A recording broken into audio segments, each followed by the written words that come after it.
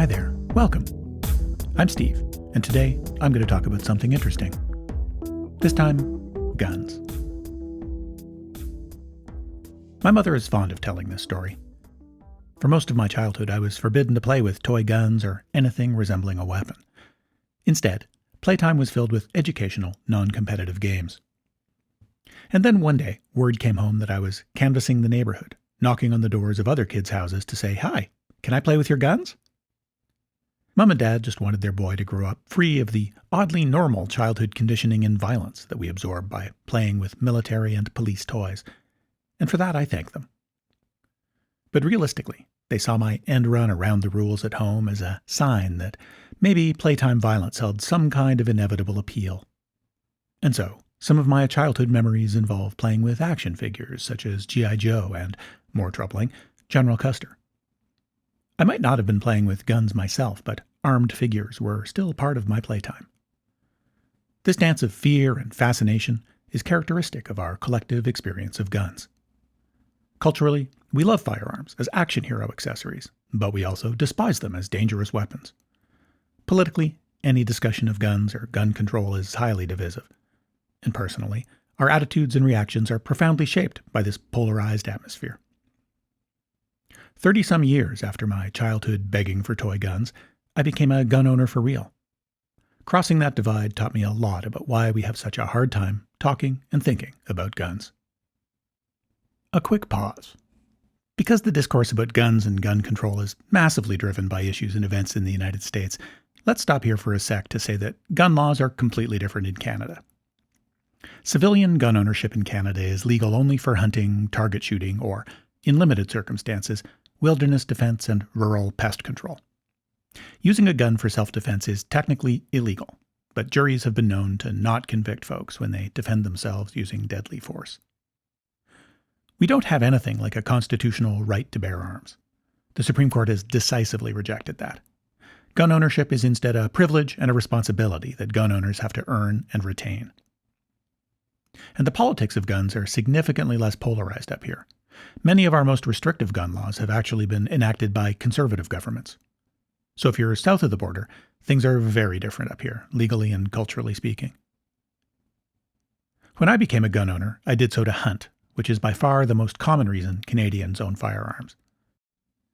I did so, however, as a lifelong city dweller, which puts me in the demographic least likely to have ever seen, let alone fired or owned, a gun. Gun ownership in Canada is more widespread than you might expect. It is estimated that more than a quarter of Canadian households own more than 10 million firearms.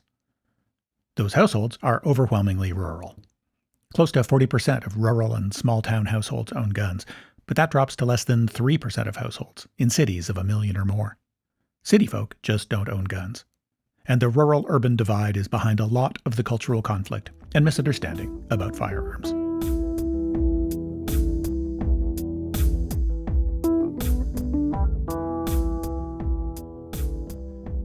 Guns inspire a semi-existential dread in people unfamiliar with them.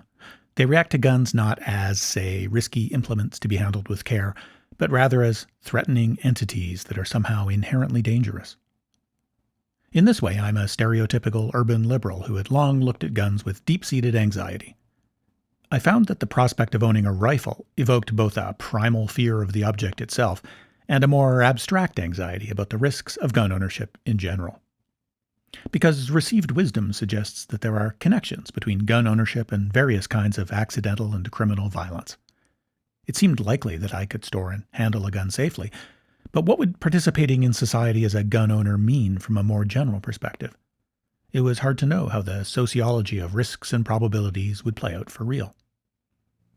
For me, this exposed the conflict between the hyper-individualistic norms of North American culture, which says that my life and my choices are my own, and a more collective awareness that we are always part of and affect a larger whole, and that my choices are only partly my own and always affect others.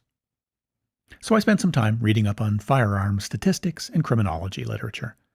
I found two main things: that definite conclusions about legal firearms ownership and criminal violence are very hard to make, and that many of my vague fears about firearms were misplaced.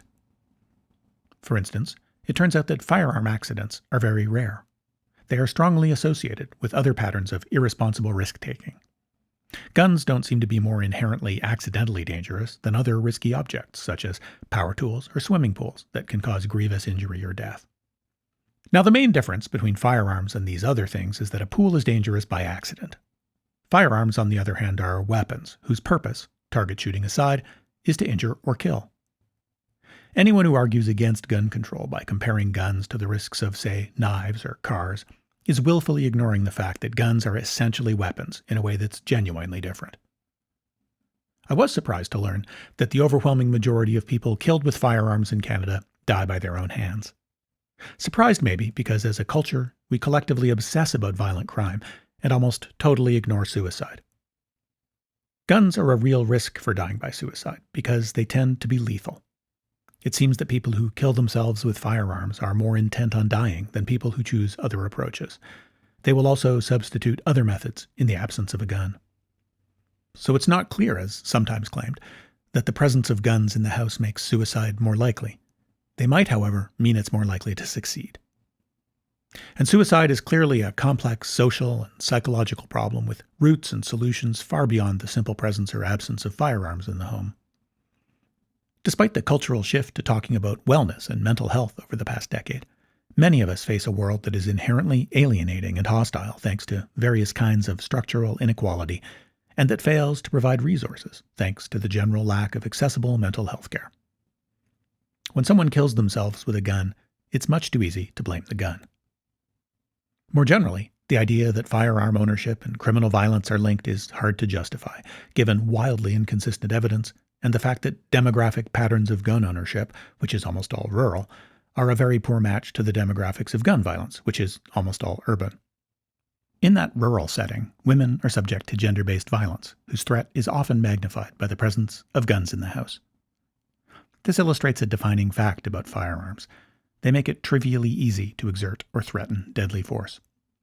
And as such, the mere presence of a firearm can be used to instill terror and control. Guns have the capacity to make a bad situation, such as domestic violence or suicidal impulses, much worse. This is generally something pro-gun advocates minimize. Yes, people kill people, but people are much more likely to be killed by someone with a gun than someone armed with something else.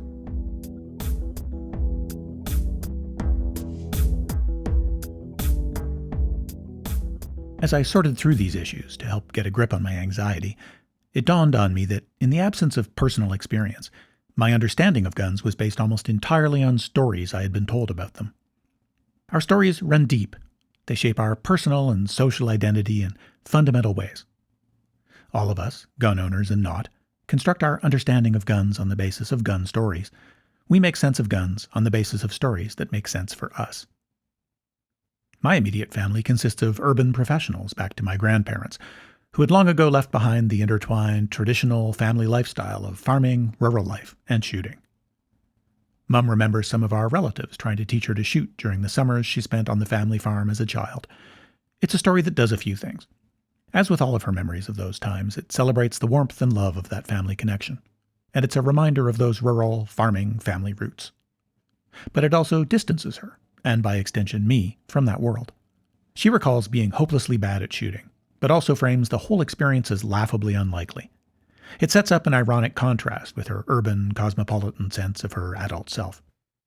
It connects our branch of the family to that rural world, but also holds it at a distance, implicitly defining us by contrast as non-gun owners. Culturally speaking, the most pervasive gun stories are not personal. They are instead stories told by the entertainment and news media. Some of my first gun stories were told by action movies. As a teenager in the 80s, I was a huge fan of adrenaline-charged, trigger-happy action flicks, such as Lethal Weapon and Die Hard. Action movies take all kinds of inaccurate liberties with firearms for dramatic effect, much as they do with car chases and computer hacking. These exciting misrepresentations make firearms seem endlessly, effortlessly lethal. Action movie gun violence is dramatic, but also abstract. Rarely do action films dwell on injury and trauma. Violence is instead a more or less bloodless plot device, and guns generally a cool accessory intended to convey power and awesomeness. In the absence of actual experience to the contrary, The exploits of Jack Reacher and John Wick come to stand in for actual understanding of the risks posed by guns. But of course, our media representations of firearms don't only fetishize them as basically awesome, they're also presented as objects of terror and danger. The vividness and frequency of crime reporting seemingly overshadow the fact that most Canadians will never experience criminal violence. And journalism's short attention span often fails to contextualize violence as unusual. There was a spate of gun violence in Toronto during the mid-1990s that got a lot of media coverage and led Mayor David Miller to launch a failed national petition to ban handguns. But despite that local outbreak of violence, both Canada's murder rate and the percentage of murders committed with firearms declined throughout the 1990s. This is a phenomenon that comes up time and time again. The reality is that crime, and especially violent crime, is much, much more rare than we think it is. So when we talk about guns, we are very rarely talking about real firearms, but rather the guns that we have come to desire and fear based on the stories we tell about them.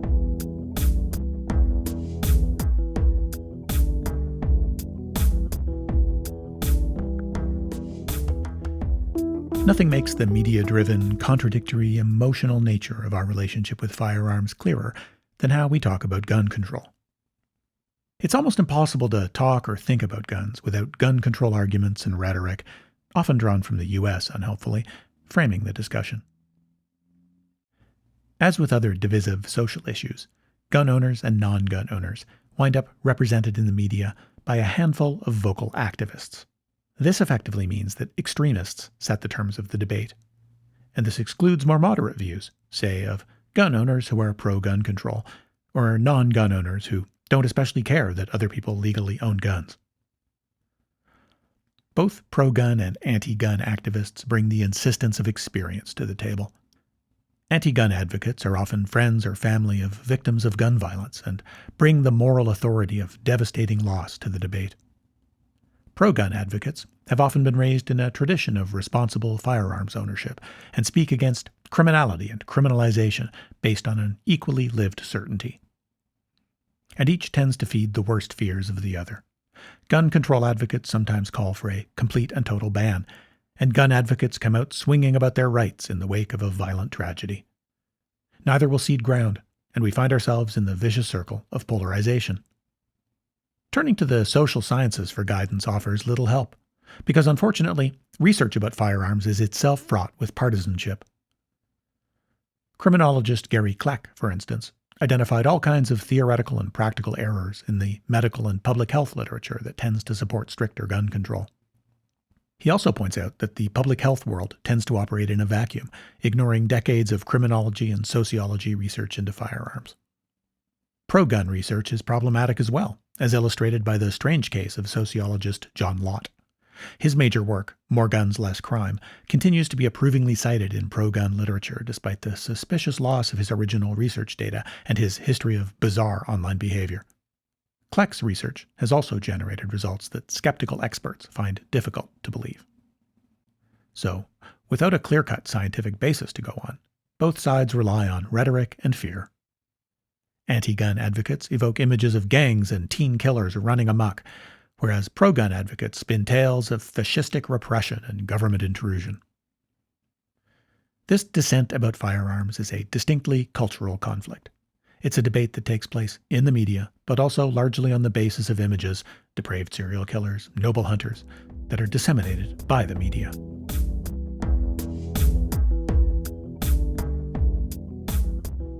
The power of these gun stories hit home repeatedly over the course of my becoming a gun owner. Taking a safety course and passing an exam are the first steps in being licensed to buy and own guns in Canada. In the weeks before attending the one-day course, I studied frantically as if my life depended on it. I'm good at reading, and I'm good at exams, but this had me unusually stressed out. I eventually realized that this compulsive studying was to compensate for the preparation I couldn't do because of the experience I didn't have. Half the course involves actually handling real guns. Holding a rifle for the first time was an anticlimax, because when you encounter a gun in reality as an object and not as an imagined terror, it turns out that they're pretty basic mechanisms, and handling them safely is very straightforward. The course started the process of demystifying my relationship with guns. It took a while. Despite doing all this research and training and applying for a gun license, I was actually kind of shocked to receive it when it came in the mail. I could now simply go to a store and buy a gun. There would be a gun in my house. It took about a week for the feeling of the world shifting under my feet to pass, and multiple visits to the local hunting store before I even started to feel comfortable there. It took a few weeks of owning a gun to really start losing my sense of dread. I bought a .22 caliber rifle, the traditional small caliber first gun. The simple repetition of loading and unloading, working the bolt and shouldering and aiming, familiarized me with the rifle as a device. It stopped looming in my imagination as a deadly symbol. I realized some months after buying it that the vast majority of the time I would forget that there's a gun in the house. This is, I think, almost inconceivable to the non-gun owner. It would have surprised the old me. More than a decade later, I own the standard 3 guns of a hunter, a .22, a shotgun, and a deer rifle, and only pay attention to them for shooting and maintenance. The rest of the time they are locked away in a gun safe, forgotten. As a gun owner, it's up to me to store and handle my guns safely. There's pretty strong regulation of firearms in Canada, but gun owners still have to do the right thing privately and independently. Gun control advocate Heidi Rathjen wrote in her memoir about realizing when she goes to shoot a gun for the first time at a firing range that firearms handling demands trust. Quote, "As long as I held the gun, everyone had to trust me. They had no choice." The trust that she finds so surprising and perhaps fragile is one that gun owners constantly experience when shooting at the range or when out hunting in the field. This requirement for trust is perhaps the crux of some of the resentment separating gun owners and non-gun owners. Gun owners have day-to-day familiarity with ensuring the safety of their friends and families, and are justifiably insulted when anti-gun advocates cast them as careless or uncaring. The non-gun owning community, on the other hand, has little sense of how guns are actually handled and stored in real life. They do understand the worst-case scenario of death and injury. This requirement for trust and our vulnerability to one another are the foundations of social togetherness in general. We are constantly interconnected with and beholden to one another. In contrast to the radical individualism that characterizes most of the pro-guns rights crowd, I think gun ownership underscores our vulnerability to and responsibility for one another. Gun control laws exist to regulate these risks. Honestly, I'm thankful to live in Canada, where our approach to guns is relatively restrictive and our legal context is relatively practical.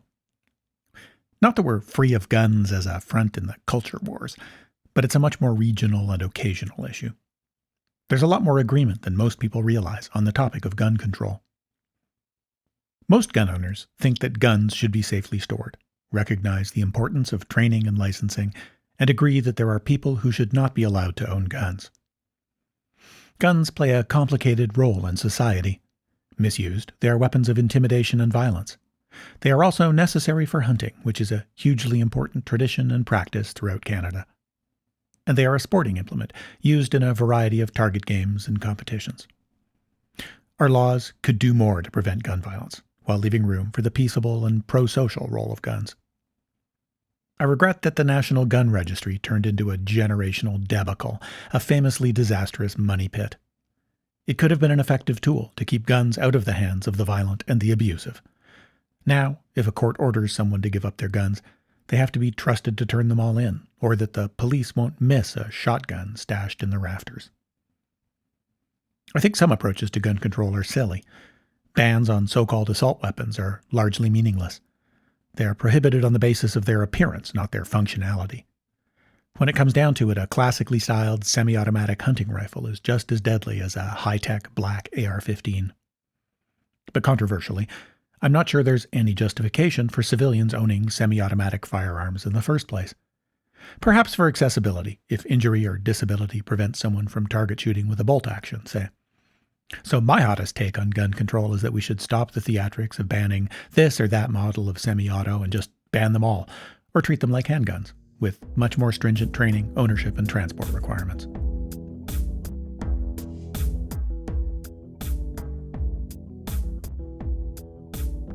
Actually going shooting is nothing like you expect if you've never tried it. As it turns out, it takes a lot of practice to reliably hit a target. It's surprising, given the action movie trope where our plucky young hero grabs a gun for the first time and starts effortlessly picking off the bad guys. The sheer difficulty of marksmanship is only one of the many ways in which shooting a gun differs from its representation in the media. Target shooting is an exercise in stillness. As one of my acquaintances at a range said, in most sports we train to go faster, harder, stronger. Marksmanship, on the other hand, requires us to become slower, softer, gentler. Target shooting requires a focused unity of mind and body that resembles meditation in its concentration on the present moment. So, and again to my surprise, the experience of going shooting at the range is generally slow-paced and meditative. So my own personal gun story is no longer about obsessing about violent crime statistics or vitriolic gun control arguments, but is now one of breathing, control, focus, and discipline. And yes, it was very strange to tell my mom that I had bought a gun. Thanks for listening. Something Interesting is an audio essay anthology about how it's strange and complicated to be a person in the world. It explores the philosophical, the political, and the personal. This podcast was written, recorded, and produced by me, Steve McCullough. Check the show notes for my sources, further reading, and music and art credits. Please direct all correspondence to thesomethingInterestingPod@gmail.com. And may your days be full of interesting somethings.